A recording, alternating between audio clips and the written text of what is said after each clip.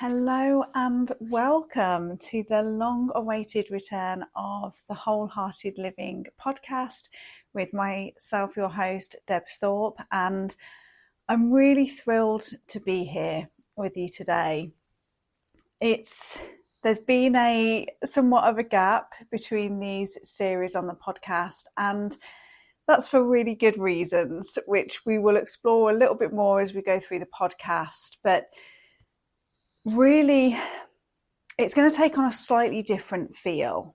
Okay, so it's going to still be in series, and each series is going to be focused around an element. We're going to get a bit more in touch with nature's natural rhythms, and it's going to be a combination of sharing some knowledge, information that can help you on your wholehearted living journey, as well as guiding you through some practical exercises and techniques that you can do, and really inviting you to a point of reflection in your own journey, wherever you may be on that right now. So let's dive in with today's episode, which is all about rooting back into the wholeness of who you are.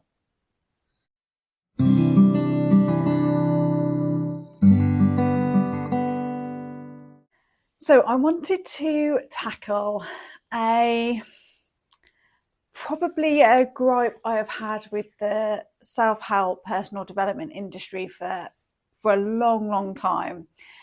And that is, it has a tendency to prey and accentuate people's brokenness, or the areas where they need to grow and what they need to do in order to get whatever the outcome is. And it's always kind of gone in the face of my very, very core original counselling training back when I was 17, 18 years old, which was all rooted in person-centered theory. And this theory was developed by Cole Rogers, and it held some really core principles about how a therapist would work with a client, right? And one of those is that you believe in their wholeness. You believe and you see their kind of goodness, their kind of core, this core premise that for the most part, human beings are doing the best they can with what they have access to at the time, whether that's their own knowledge and development or circumstances or people or resources. Like, they're generally just trying to do the best they can. And it became a principle that has been rooted at the depth of all of the client work I've done over the past 20 years, is this concept that people are inherently whole. They are wholeness. It's not about they'll be worthy when they fix that or do that. They don't need fixing. They might need releasing from trauma patterns or beliefs that are no longer serving them. But this is like layers over the core understanding that the person is inherently whole just as they are right now. And I wanted to kick off this series talking about this because, one, it's a radical concept, right, in today's world, especially with the prevalence of self-help and marketing really picking on people's pain points, and it's almost radical to state that actually we're already whole. But also the work that I do with real empaths, highly sensitive creatives, leaders, high achievers, even the concept that they are already whole feels uncomfortable in their body. You know, you can almost, I'll take you through a short practice in a moment of how it almost feels like your nerves are on end, like it's that an uncomfortable sensation. So you can kind of begin to see how far away we have moved from that, knowing that we are already whole. Okay. There's a few reasons for this. Okay. We can look back through our childhood for most of us, and we've gone through a schooling system where it's all about like the next goal, achievement, doing the best, like all of the things that we're surrounded by, the systems and the structures are generally designed on, that's not right within you. You need to do this to fix it, and then you will get better grades or do whatever it is. Okay, so we link unconsciously our own wholeness and our own sense of worth and our ability to succeed and achieve, we link it to this process of identifying what's not working or what's wrong within us, seeking generally externally what it is that's going to help us fix that, and then we will be able to get the success, the achievement, the body, the like all of this stuff that we're aiming for.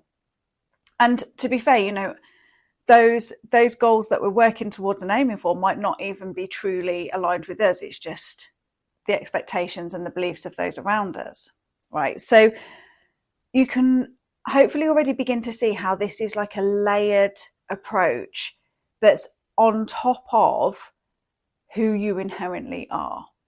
And so for me, wholehearted living is all about the return to knowing who you truly are and living connection with that. It's not about perfection. It's not about being in this happy, enlightened state 24/7. It's real, and it has its shadow sides, and it has the expansiveness of the human experience with all of the emotions that go with that. Okay, it's a human experience. So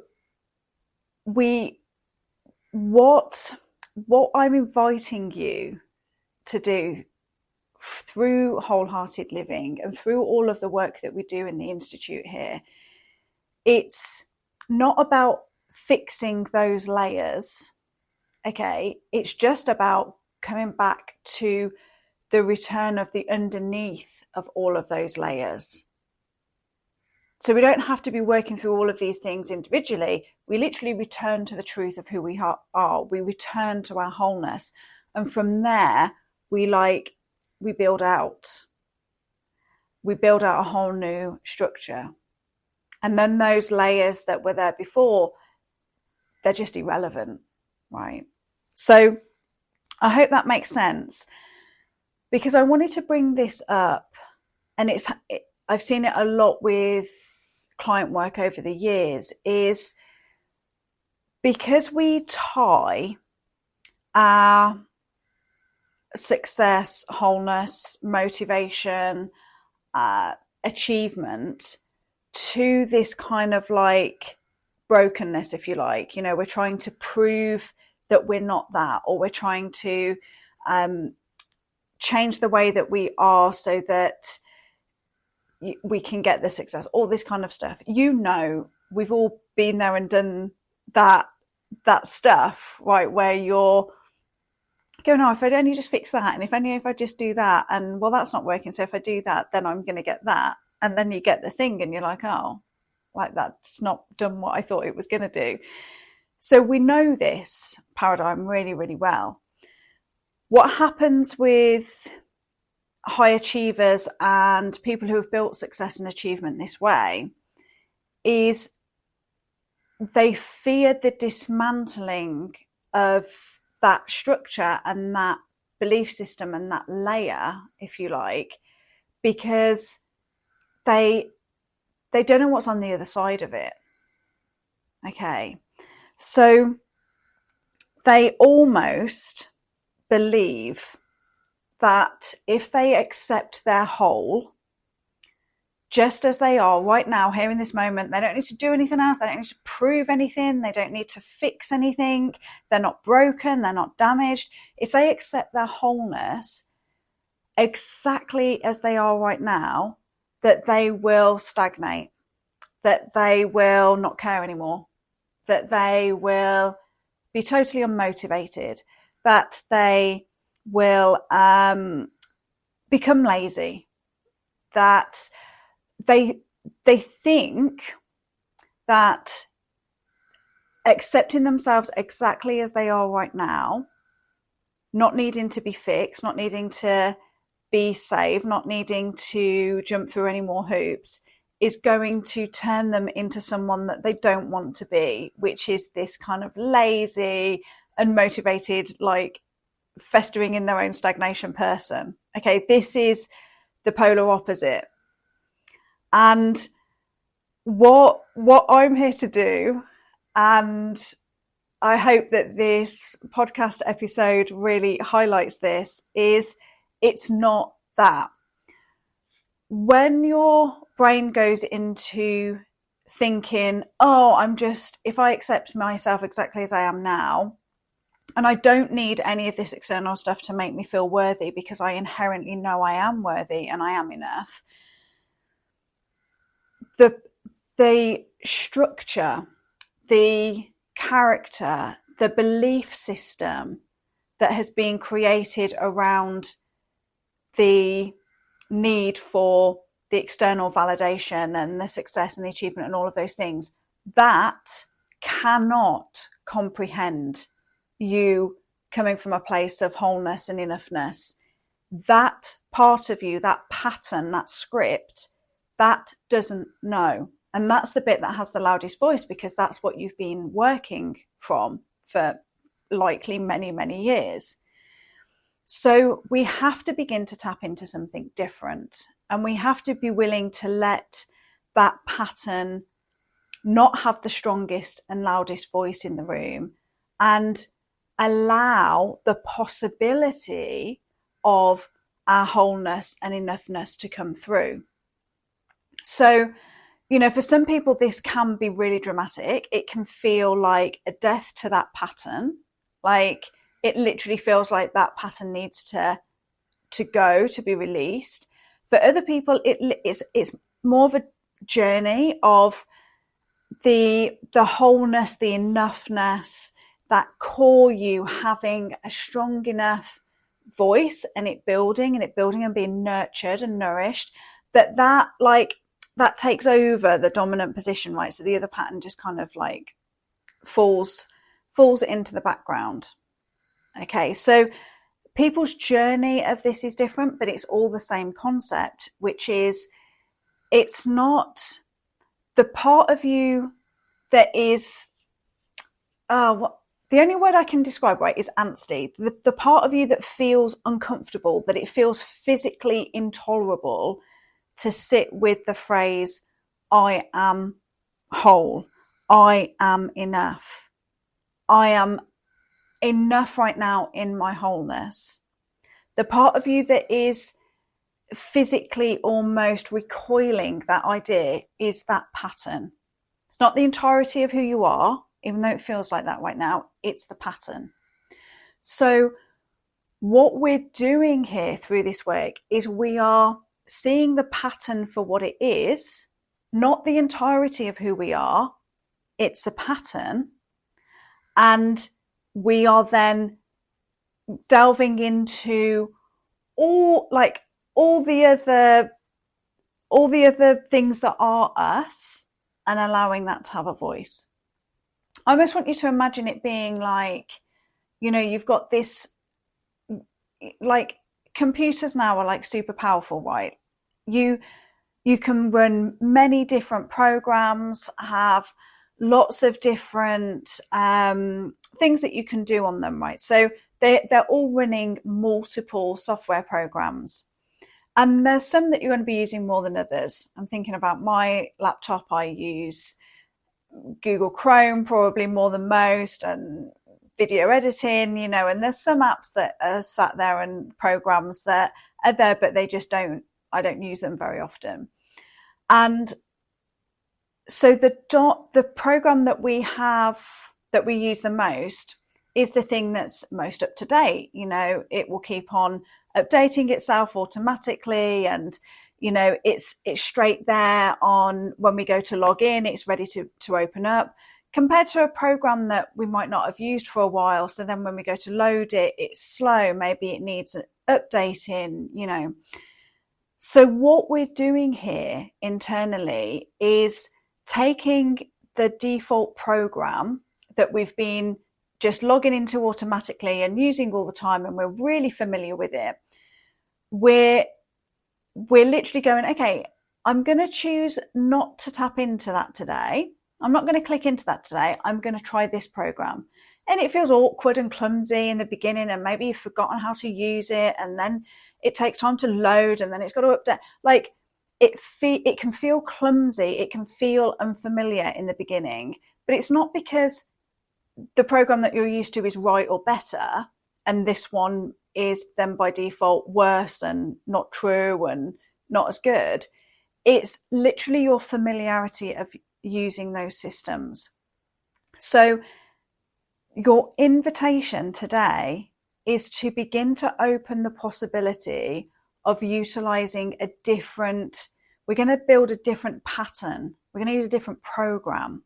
And for that, we're going to come from a different basis. So I just want you to, now, if you can, if you're in a place where you can just close your eyes for a moment, or just take a deep breath, even if you can't close your eyes. Place one hand on your chest, one hand on your belly. Just take a nice deep breath in for me. And breathe out. Take another nice deep breath in. And deep breath out. And I just want you to say out loud to yourself, or in your own mind, I am whole. I am enough.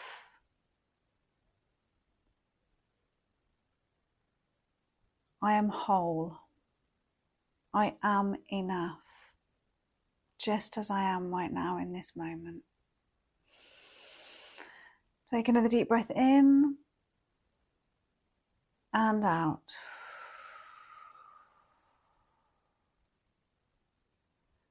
Okay, come back into this space, open your eyes if you've closed them, and just take notice of how that feels in your body.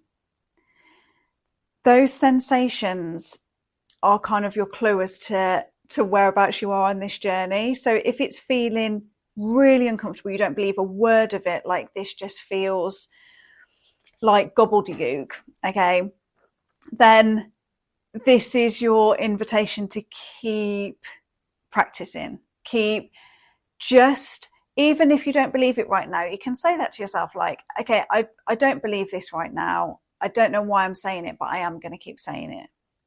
And literally just take that 30-second practice and do that as often as you can. You might still have a sense of that feeling uncomfortable. So there might still be discomfort there, but there's almost like this glint of a spark or a light inside that's like, yes, you know, that it might feel a little bit uncomfortable, but it feels like it might just be true. That feels good. Like really, really deep down in my system, that feels really good to me. Okay. And it might be that you say, I am whole, I am enough, just as I am right here now in this moment. And you feel your body take a big relax. It's almost like a really deep breath. It's relaxing into like, oh yes, at last I'm home. Thank you. Amazing. So there's different stages of this, and we get to experiment with it. So why is this important? We come from a place of this this old paradigm, this old structure that ties our worth and our enoughness and our success and our achievement generally to this sense of kind of like brokenness or needing to fix. And we make that link unconsciously as we've been exploring through this episode.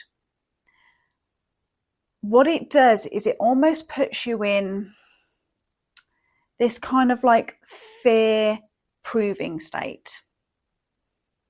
Like, I need to push through this. I need to sort this. It puts us in this real like external, like we're seeking our inherent worth and enoughness and our sense of success and celebration and happiness all from external things. So if only I get this and I do this, then I'm going to get that, and then I'm going to feel like that. We know that there's a whole different paradigm and structure that we can base ourselves from, which actually leads to fulfillment and deep purpose and contentment and creativity and passion and all of these things that honestly are kind of like what life's all about, really. You know, if we're being really honest with ourselves. The tick in the box at getting the goal might feel okay in that moment, but if it's done without this fundamental base of purpose and fulfillment and passion and all of these things, then it's very short-lived and it's kind of only half felt. It's a bit of an empty shell feeling. So what we're doing here, what this journey is about, is coming back to your wholeness, being really intimate with all the different parts of you, like who you inherently are, and building your life from that place. So you're building it from the inside out. And whilst that can feel a little bit scary and a little bit nerving because we're going into the unknown, it's what unleashes the most amount of creativity, passion, love, excitement, spark, like productivity in the truest sense. You know, I don't mean like busyness and doing as much as you can. I mean just like immense productivity when you're in the flow, when you're in the zone.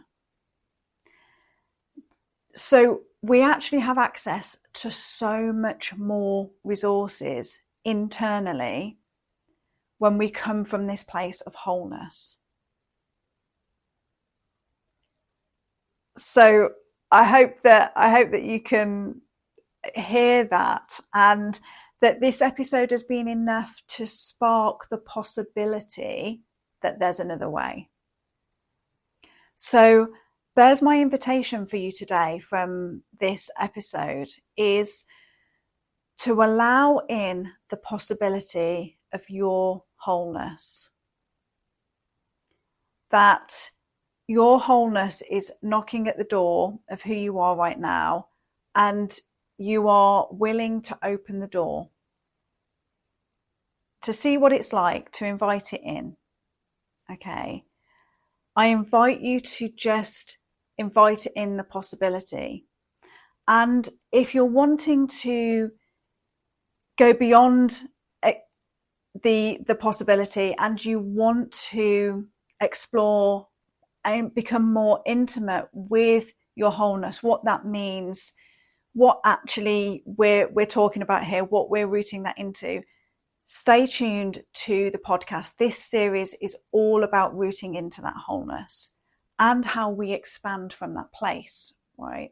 What that actually means as we go about living our lives, because all of this needs to land in our life, right? That's what we want. We want it to be making a difference, not only to our internal world, but in our life and how we live it. So make sure that you're subscribed to the podcast. There's going to be a new episode every week. And like I said, this series, we are going to be delving into what it actually is to live from your wholeness, to connect from that in more than just a philosophical idea. Okay, we're actually going to root it in practices, and you're going to begin to feel what that's like within your own system. So thank you so much for being here today. I really appreciate you taking the time to listen and watch. And if you are wanting to know more, please do reach out and check out the description of this episode to find out lots more information and ways that the Wholehearted Living Institute here can support you. Until next time, bye for now.